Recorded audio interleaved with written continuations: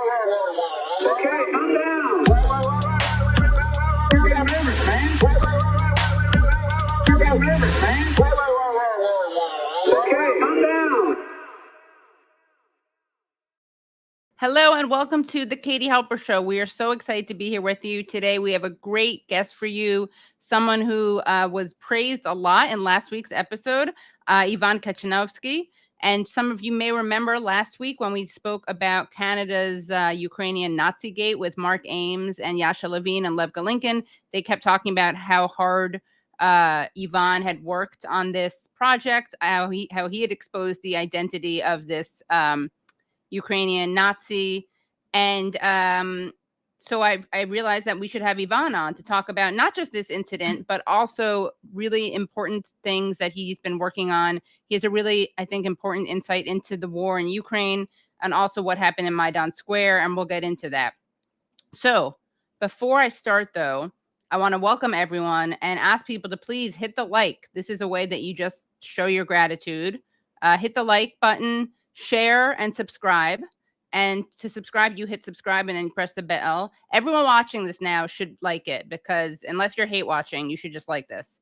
And if you can become Patreon members, that's great at patreon.com/The Katie Halper Show. Again, that's patreon.com/The Katie Halper Show. And last week's episode, I gave you some of the chat that I did with Yasha Levine, Mark Ames, and Lev Galinkin, but the Patreon has a lot more. And we get into all sorts of really scary things that the CIA did and the Pope did with hiding war criminals. It's fascinating. It was really fun to talk with those three guys. And you basically get twice as much content when you're a Patreon supporter, because you get an extended interview every week. Sometimes you get totally extra interviews that we don't even show you at all. So patreon.com/The Katie Halper Show. Make sure you do that. And also, reminder, I have one sold out screening to Commie Camp. That's at 6:30 tomorrow night. My documentary about Camp Kinderland. Maybe we'll throw in the trailer at the end of the stream. But this is the documentary about the summer camp that I went to, Camp Kinderland, where the bunks are named after people like Harriet Tubman and Anne Frank, and the Paul Robeson Playhouse and the Roberto Clemente Sport Shack. And we have to share our care packages. And instead of having the color wars, we have the World Peace Olympics. And it's a funny movie. Susan Sarandon said it's so much fun. Gerald Horne said it was inspiring and wonderful. And so you get the chance to see that Wednesday, October 4th at 9 p.m. at DCTV's Firehouse Cinema at 87 Lafayette in Manhattan. So if you haven't gotten your tickets yet, make sure you get them, because they will sell out. There are only 20-something of them left. And we have all of tonight and tomorrow. And we'll throw in a link to it. Oh, and Tyler says he went there too. It's true. Tyler went there too. Tyler, when you get a chance, throw in a link, will you? So anyway, in a way, it's kind of related to what we're talking about. But we're going to bring on our first guest. And again, as I said, I'm really, really excited to have him on. He is someone who, again, was praised last week by our guests for being so conscientious and so hardworking when it comes to kind of exposing the alt-right, the far right, the neo-Nazi right, or maybe just the Nazi right in Ukraine. He teaches at the School of Political Studies and Conflict Studies and Human Rights program at the University of Ottawa. He was visiting scholar at the Davis Center for Russian and Eurasian at Harvard University. He's the author of Cleft Countries, Regional Political Divisions and Cultures in Post-Soviet Ukraine and Moldova, and co-author of Historical Dictionary of Ukraine. So without any further ado, let us welcome Ivan Katchanovski. Thank you for the invitation. It is a pleasure to be on the show. Thank you so much for coming. Thank you. So we're going to get into everything that happened with Yaroslav Hunka. And of course, you exposed that story. And we're talking about the 98-year-old volunteer of the SS who received a standing ovation in the Canadian House of Commons. But I actually want to start off asking you some kind of more personal questions about your biography and your role as a dissident. So can you tell us a little bit about your academic trajectory and also how you've been a dissident and in which different contexts you've been a dissident? Yes, I think this is also maybe important to understand as a background to this story, because I was born in Western Ukraine, and my family was not involved in any political parties. They were not involved in any politics, but because of the politics, they affected their life. And my grandmother lived in 5 countries without moving to any country on her own. My mother lived in 4 countries without moving on her own as well. So your grandmother lived in 4 countries without moving, or 2? In 5. In 5 countries, Yeah, and your mother in 4. 4. So they didn't Yes. move; it was the borders that moved around them. Yes, exactly. Right. And in one case, they were actually expelled from Poland, which is now Poland, Helm area of Poland, to Western Ukraine, to Volhynia region, our city of Lutsk, in former Czech colony. So they settled there. And actually, I found interesting documents. They were originally sent to Melitopol in the Zaporizhia region, which is now in the middle of this counteroffensive. So this is like, so basically, kind of, even if you're not interested in politics, you were affected by the politics directly, and Right. not just moving in the country, just for the sake of moving, but changing borders. My grandparents lost their house during World War II and all the property. They became refugees. In World War II, they faced execution by the Nazis, basically by giving bread for. My grandfather had to dig his own grave next to his house because he gave a loaf of bread to prisoner of war from nearby camp who was Soviet prisoner of war. And at the time, this was caught by Nazis, and they wanted to execute my grandfather and this prisoner of war. So he dug his own grave, but Nazis did not execute my grandfather. They executed soldier or POW in the basically in the land next to house of my grandfather. So this is just one example. In another example of why this was important. Do you know why they decided not to execute him in the end? They said they're gonna do this next time. So this was like a warning to do this. In another time, like when I grew up, I had a story told by my mother. Then next to house of my grandfather also, there was a big missile which fell down, and just a few meters from the house of my grandfather, but it never exploded. So I thought this is like very strange. You see missile during World War II, and until I did research later, and I found that this was actually not just single missile. They were test site for these missiles created by Wernher von Braun, who became chief of NASA Moon program. And during World War II, he was in charge of this V2 Nazi missile program, and they tested missiles basically by launching missiles from in Poland area to basically next to civilian areas, and a lot of missiles fall in populated areas. And this is also very interesting because the launch site for these missiles were nearby from training ground for SS Galicia division.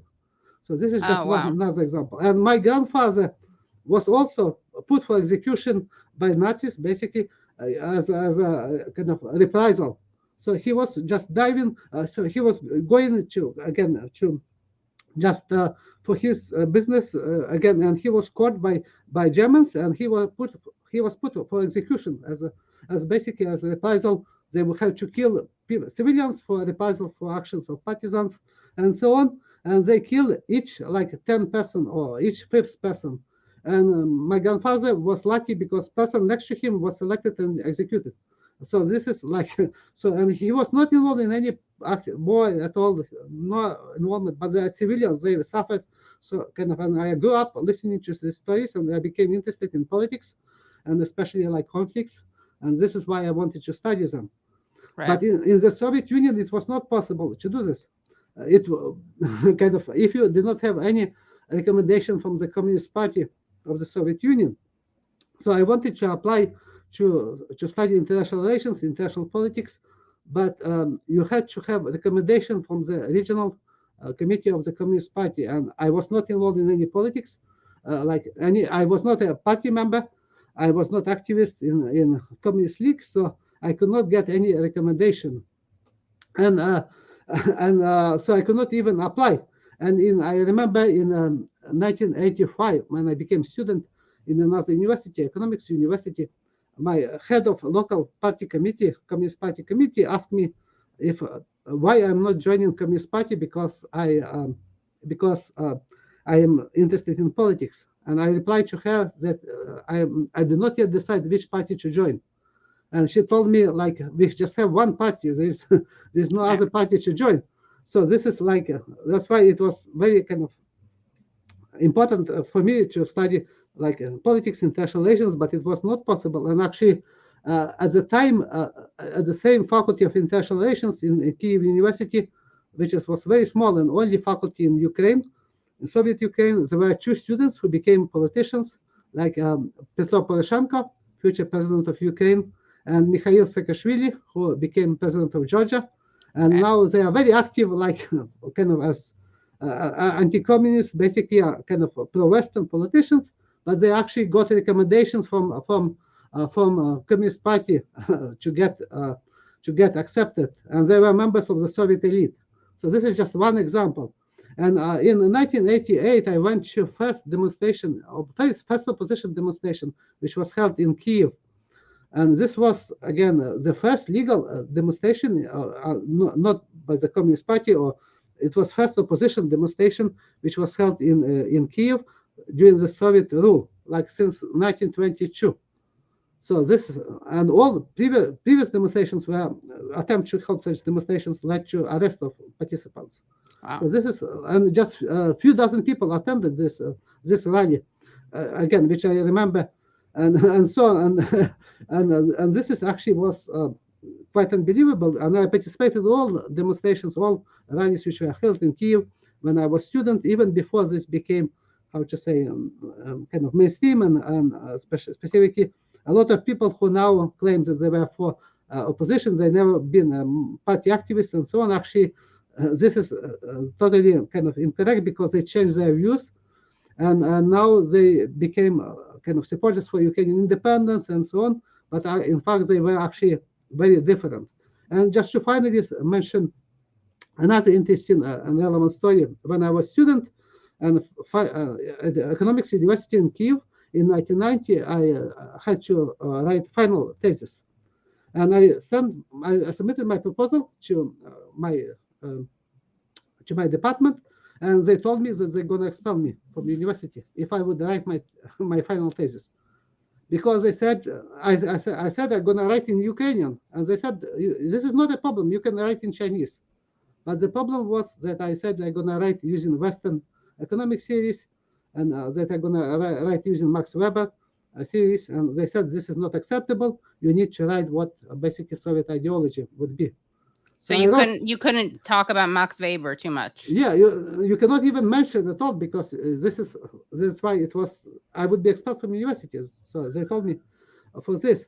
So I wrote anyway. I had to go to the library. I found a book published by classical economist, British economist Alfred Marshall in 1922.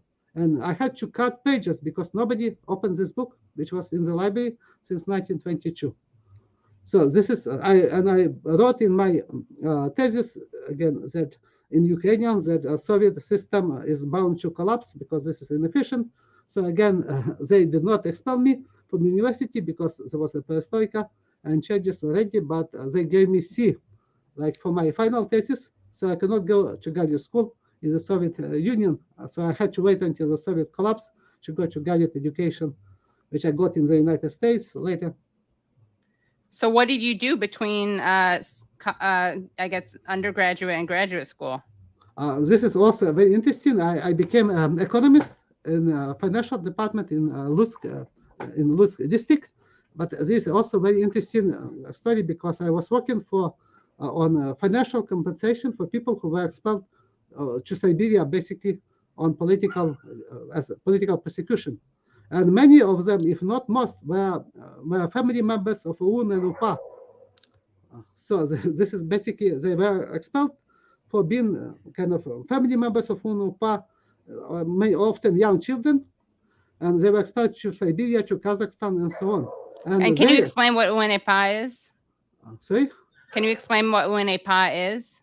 Yes, so this is OUN, Organization of Ukrainian Nationalists, which was then led by Stepan Bandera, which is organization which collaborated with Nazi Germany and was far-right organization, or even like semi-fascist or fascist organization, which they invented their slogan, "Glory to Ukraine, glory to the heroes," which is now became again used in Ukraine and also in the West. But this was slogan based on and greeting based on German on Nazigate. They also used hand salute, which was again similar to Nazi salute. And they in 1943 they created UPA, which was Ukrainian Insurgent Army, specifically a kind of partisan force, and which was responsible for ethnic cleansing and mass murder of ethnically Polish population of Volhynia, which is my again native region in Ukraine. So they killed about 50,000 Poles in Volhynia and Galicia region, and they were also fighting against Soviet authorities and killing many Ukrainians who were Soviet supporters of Soviet government, including teachers. For instance, many teachers were killed, and any civilians and so on. So Soviet government responded with brutal suppression, and they basically expelled anybody who was connected to UNUPA, like family members. Entire family members were expelled to Siberia and so on. And anybody who gave support, anybody who gave food them, or like put them to kind of gave them shelter and so on, were expelled to Siberia, and their all the property were taken out, was taken out by the Soviet government again under Stalin, Joseph Stalin, and after they were rehabilitated in 1990, they received compensation. So a lot of them came from Siberia, from Kazakhstan. And I was totally surprised because I expected they would be very hard, how to say, very kind of nationalistic. But in fact, they became assimilated. They spoke Russian. Many of them spoke Russian, and they have no kind of affinity for UN and UPA, almost with one exception. I think one who was became activist of UN UPA, but they basically were now almost like Russians, even so they came from Ukraine. Wow. Okay, we have to do a whole other show on that because that's really fascinating. And then you jumping ahead a little bit, you are now, how are you seen today in Ukraine? I think this is in Ukraine.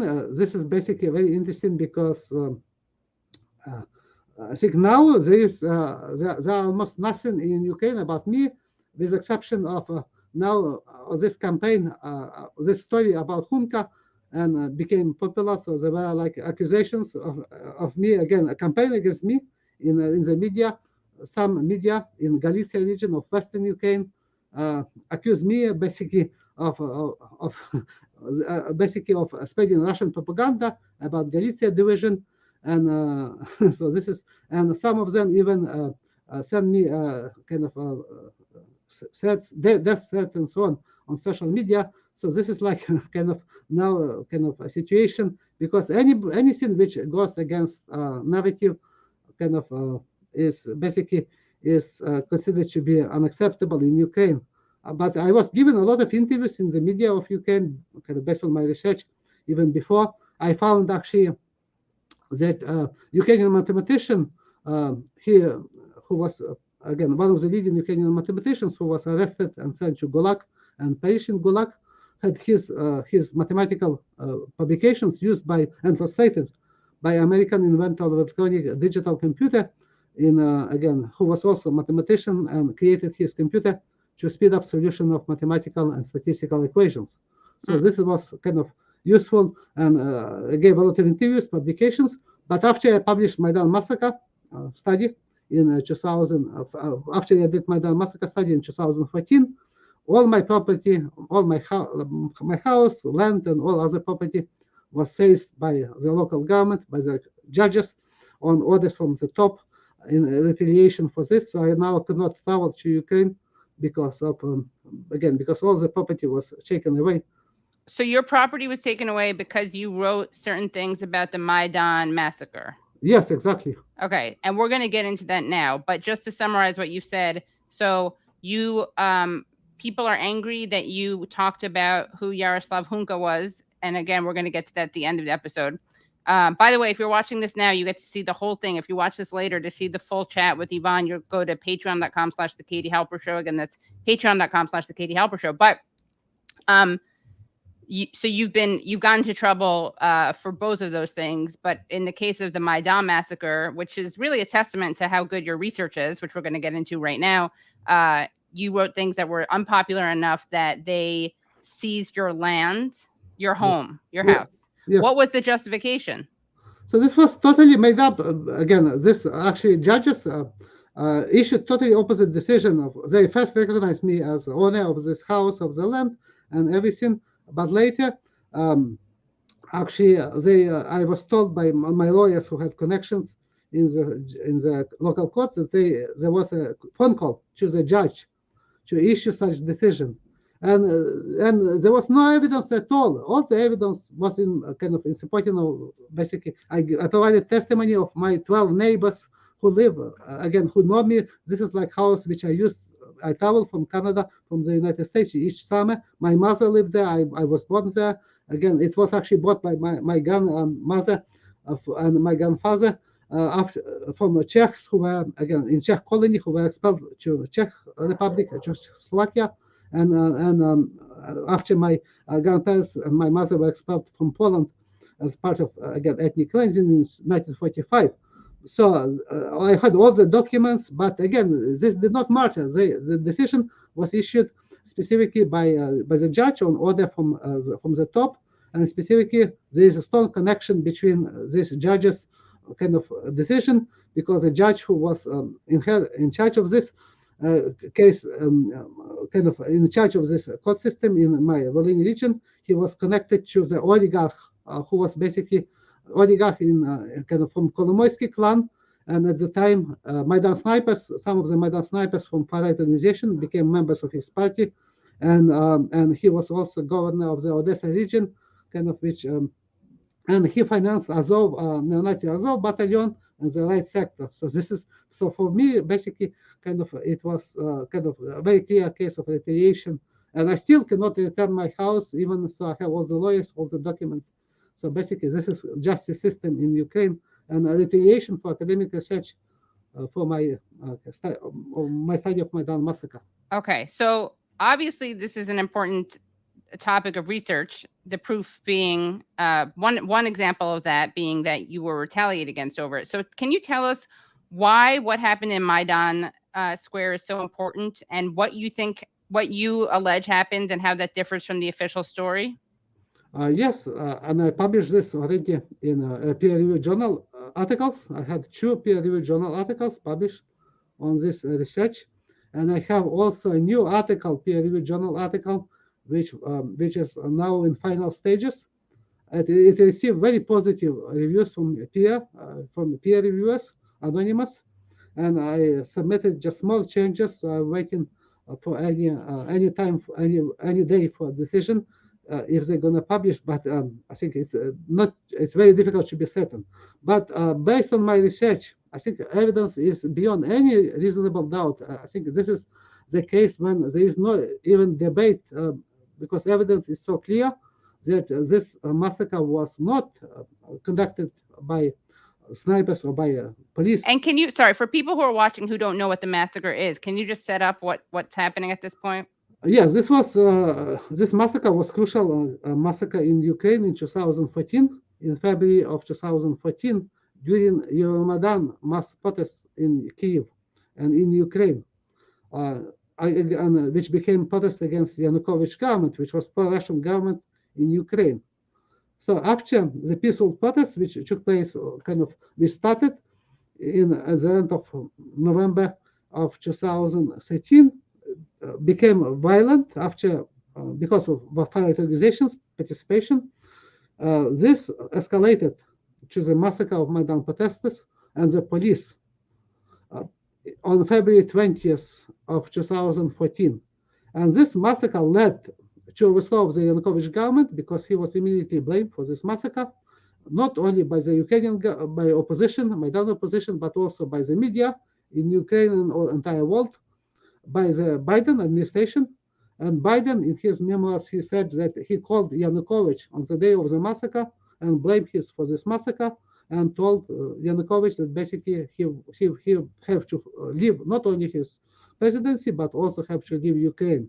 And for this reason, Yanukovych fled, because he also was subjected to assassination attempt, and this led to a change of the government, and this massacre basically escalated to Russian annexation of Crimea, and in retaliation for this, and also to civil war in Donbass, in eastern Ukraine.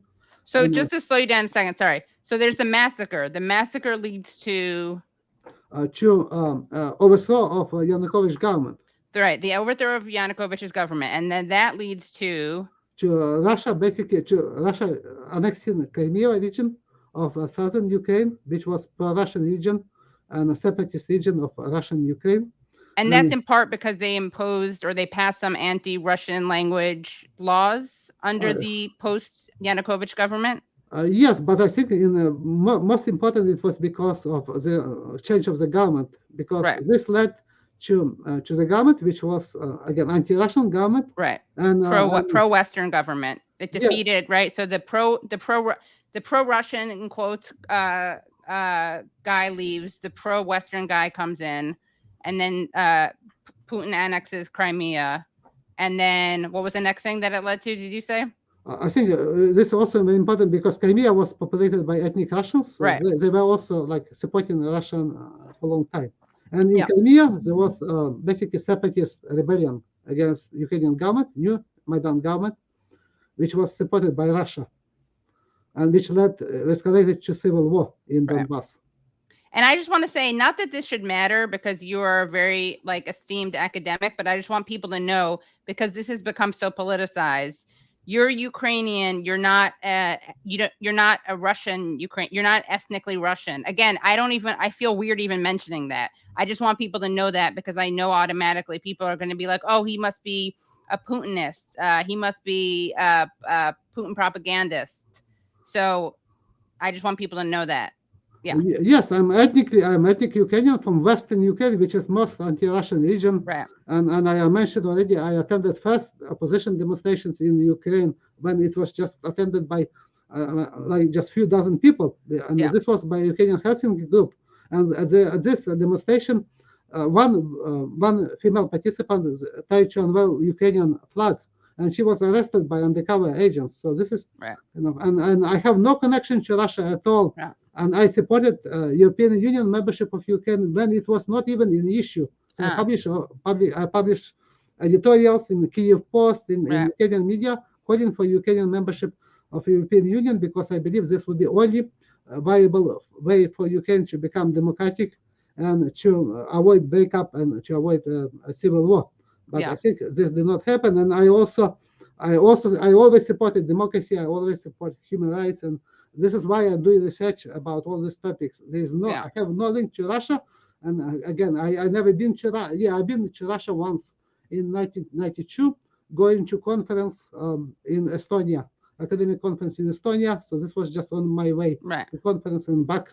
And so this is the only time I've been to Russia. So I have no connection to Russia at all. I do not support Russian invasion of Ukraine. I consider this illegal. But again, I'm doing this research. And I'm saying what I found based on evidence and not based on politics. I think this is kind of just ridiculous to claim that anybody who says something again which is not supported by mainstream narrative is actually kind of linked to Putin and so on. This is for me kind of very similar to what I found during Great Terror in the Soviet Union, when people were millions of people were arrested and accused of being spies and members of terrorist organization because they visited like Western countries even 20 years before, or they have correspondence with people in Poland or kind of Germany or Italy or the United States, or had family relatives and so on. So this was kind of similar evidence. They were arrested and denounced as enemies of the people without any actual evidence. And I think the same claims are just ridiculous and unacceptable for, again, any rational discussion. So, okay, so firmware says, please clarify how we know who initiated the massacre, which you were doing until I rudely interrupted you to to preempt the Putin talking points accusations that we're going to get. Yes, I think this was also important because for me, this is like kind of, I just view this as ridiculous. So I want to set you free as well. Okay, thank you for the invitation. It was a pleasure to talk to you. And again, very good questions, very good information about UK. Thank you. Yeah, thank you so much. And see you soon. Definitely come back. Okay, thank you. Okay, good night.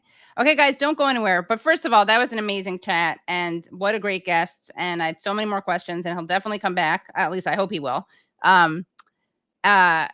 If you want to hear the full interview with Ivan, which you will, make sure you go to Patreon at patreon.com/The Katie Halper Show. Again, that's patreon.com/The Katie Halper Show. But I have another breaking news story for you that I want to make sure that you guys heard about. And I'm going to bring onto the show for a very short chat and update Zoe Alexandra, who is the co-editor of the People's Dispatch. And she's going to tell us about something that just happened now that's related to another story that we covered. So welcome, Zoe. Hey, thanks so much for having me. Yes, thank you so much for coming. Yeah, well, I mean, it's where you're coming from. Yeah, I'm tuning in from Midtown Manhattan. Just finishing up the workday here. So where you were just at a protest, right? Can you tell us what you were protesting and what the story is and how it relates to the disgusting hit piece that we covered before that the New York Times wrote against people like Code Pink and the People's Forum and Tricontinental? Yeah, definitely. Well, we were just outside of the New York Times offices, which, if people didn't know, is in Midtown Manhattan on 8th Avenue. And essentially, as you said, the New York Times published this hit piece in August. Yesterday in India, this morning in... Right. The time zone confusion. On the morning of October 3rd, a coordinated raid took place in several cities across India, but majority of these raids took place in New Delhi, the capital. Over 100 residences were raided by the Delhi police, and these are residences of journalists and former employees of the alternative and progressive news outlet NewsClick. And they were, their houses were raided. About 50 people were brought into the police station and interrogated further. And 2 individuals were arrested, Prabir Purkayasa and Amit Chakraborty, who are both, Prabir is the editor-in-chief of NewsClick. Amit is one of the head administrators at NewsClick. And they're arrested under one of the most draconian and absolutely backward and ridiculous laws that exist, which is the Unlawful Activities Prevention Act in India. This is a law that essentially gives the state complete power and authority to violate people's civil liberties, to violate their right to a fair trial. People under UAPA can be accused of terrorism with no kind of legal or judicial basis, no process in court. And it's been used primarily by the Modi government, by the BJP government in recent years to attack not only journalists, but also human rights offenders, authors, etc. And how is this related to what we were talking about before, which is the New York Times hit piece? Well, essentially this UAPA case was written up just about a week after the New York Times hit piece was released. And it essentially bases all of its accusations in this piece.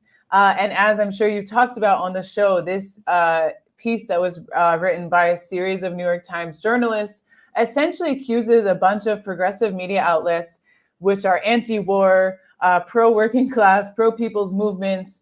And in addition to that, again, oppose any sort of U.S. warmongering, whether it be against China, whether it be against all of the any of the conflicts that the U.S. is really pursuing across the world. And it essentially accuses these outlets of... and here's the piece. Yeah, so it's really ridiculous, of being a web and network of Chinese propaganda, because they received funds from a benefactor who is an American citizen who happens to live in China. And because of this very, very thin line connection, they say, and this means that all of these outlets, which do so many things, which write about progressive movements, which speak to people in these movements, which speak out against the war, oppose imperialist propaganda. They're all, actually their entire function is just to be mouthpieces for the Chinese state, which is completely ridiculous. There's absolutely no evidence for this. And then in this raid, which took place again on the morning of October 3rd, this New York Times hit piece is essentially the only evidence that's provided to say that, yes, we can charge these people under this horrific anti-terror law because the New York Times said that they are Chinese spies. And that's going against the Indian government, that's going against etc. And what's interesting is that in the interrogations of all of these different journalists, contractors, designers, there's even comedians that were questioned, cartoonists. The main questions, of course, they ask about funding. That's the kind of their main motive. But the majority of these questions were, did you cover the Anti-Citizenship Amendment Act protest, which took place in India in 2020? Did you cover the farmers' protests? Did you cover how India handled the COVID-19 pandemic, which for people who weren't paying attention, India had maybe the worst handling of the COVID-19 pandemic in the world. And the estimate of total dead is somewhere in the millions, even though that's not the official number that they'll share. And essentially interrogating people to see if they've ever written anything bad about the horrific human rights record of the Modi government. So the New York Times are actually the ones acting on behalf of a foreign state government. They seem to take up that part. Even in this hit piece, they mentioned that NewsClick had already been under investigation and targeted by Indian authorities. So this raid that took place on October 3rd, again, was not the first time NewsClick has been raided. It has been consistently targeted because it has been covering these crucial struggles in India, because it has been on the front line, speaking to people who are mobilizing, who are demanding their rights, demanding their dignity. And that's why they've been consistently targeted. And even when the New York Times mentions that NewsClick is one of the many organizations that's received funds, it says that they're also currently being investigated. And it's part of this persecution from the Indian government. So they seem to acknowledge that this is part of the MO and that it has been in connection to these funds, because essentially even groups like Oxfam International have been investigated by the Indian government. BBC have been investigated and accused of, all sorts of things. Oxfam had its funding completely cut. So it's any sort of organization is not safe from these attacks, saying that you can't receive foreign funding, that if you receive money from anyone outside of India, then you're going to be acting on the agenda of someone else. And New York Times clearly knew this, mentioned this, and then it is now essentially serving as the sole evidence in this ridiculous crusade against noble journalists in India. It's just so disgusting, because all the things that they allege about others, then using that logic, these people are working on behalf of the Indian government. They're facilitating India's crackdown on independent journalists. Yeah, I think it's so important to remind them that actually journalists have a responsibility, and that you can't just tell lies and expect there to be no consequences. Right. And the consequences in this case are 2 journalists who are in prison, are 100 colleagues who have had their house raided, have had their laptops and phones seized, who have been, terrorized, scared. These are people who are young as 20 years old, who, have never really experienced something like this before. And this is, again, it's also because of the Indian government and because they're cracking down on journalists. But the New York Times is playing a huge role in this, and to not acknowledge that. And they even ran a piece today about the raid, and they even acknowledged that it was their own piece that in part motivated this. You see these right-wing figureheads like Amit Shah using the New York Times piece. It was all over Indian media, just serving as this complete legitimate kind of legitimizing everything that they had wanted to do. They want to call left journalists agents. They want to say they're anti-national, when they're really the people who are fighting for the Indian working class, for the future, for people to be able to live in this country, so it can be a country that's not destroyed by climate change, destroyed by corporate greed, destroyed by these people who are only thinking of the most wealthy and the most privileged in the country. Yeah, and here they have it. I just want to show that article that they actually, where they kind of acknowledge their role. Not in an at all apologetic way, just as if it was an appropriate thing to do. Let's see. So we have New Delhi police raid homes and offices of journalists. The sweep caught up the founder and contributors of a left-leaning news website, according to other news outlets and those raided. A Times investigation had linked the site to a pro-China network. Yeah. So I hope they're happy. Hope they're happy. Hope they're happy. That's so disgusting. And again, all of this is guilt by association. There's never any evidence of anything criminal. The most that they can do is kind of try to insinuate these like Orientalist, racist smears against people that are so reminiscent of the Cold War and the McCarthy era. Yeah, and it's like they don't understand why people wouldn't want war with China, or why they wouldn't, they would want the truth about what's happening. And it's like, it's not, you don't have to be influenced by a foreign government to know that war is not a good thing. Right. It's projection, because these people are such mercenaries that they can't imagine having an idea that wasn't either popular or monetarily compensated. And here, again, just looking at their actual coverage of it, you know, they're again, 2 months ago, the New York Times published an investigation that connected NewsClick to an international network that funds pro-China propaganda, along with other material. So, yeah, Ms. Christian said that the Times coverage of NewsClick and the funding network had left her concerned that the Modi government would weaponize the story as an excuse, as a pretext for fresh attacks on journalists who are doing very important work. And of course, she was right. Yeah. So yeah, shout out to the Times. I mean, I wonder what it was like for them to write that, to add that in there. Yeah, it can't have. I mean, or maybe how many they were happy. times have they paved the way for war crimes that then they inevitably have to cover? Right. It's just one of many, I think. Yeah. Well, they really helped create this story. We should give them credit for that. Yeah. Give them some props for that. Yeah. Yeah. Well, anything else that you want to make sure we know about? Anything we can do to support these journalists?